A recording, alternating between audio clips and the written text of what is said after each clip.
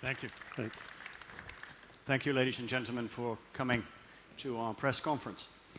It's hard to imagine that it's only 7 months ago that we concluded a transaction with General Motors and managed to acquire the company.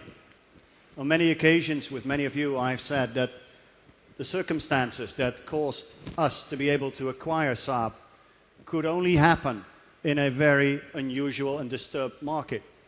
I called it the perfect storm. And in that perfect storm, unusual things happened. Unique circumstances forced the largest car maker in the world to dispose of a number of brands, including Saab. And the market being as disturbed as it was, there were hardly any takers. Very fortunately, we managed to acquire the company, and 7 months into the game, today, we're here to show you the full product range, but more importantly, I think, we're talking about the future of our business, and particularly the transaction that we signed yesterday with BMW.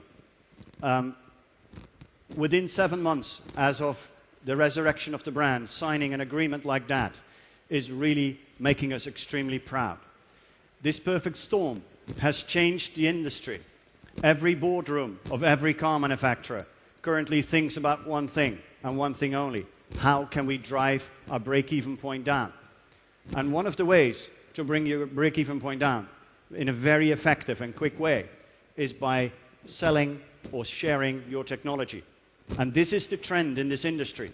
We're seeing many transactions, and this particular one, of course, is very favorable to us. But we argue that we couldn't have bought Spyker couldn't have bought Saab at a better moment in time than now, where there is so much access to technology, whilst in the past manufacturers were very close to their chest with all their proprietary information.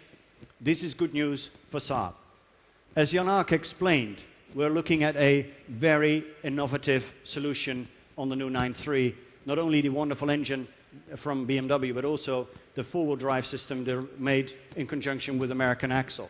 One of many technical features that will underline the innovative character of our brand. The fact that we're still here today, after 1.5 years of agony, underlines the tremendous resilience of the Saab brand. And we're very grateful for all the coverage that we've received on the new 9.5. But when we are here again 2 years from now, that car, the new 9.5, will be the oldest car on the Saab showroom floor. All the cars that we will have in the market by then will be younger than 2 years. And that is an amazing situation. Never before has Saab seen such a new and such a wide product portfolio. Never before have we had a crossover.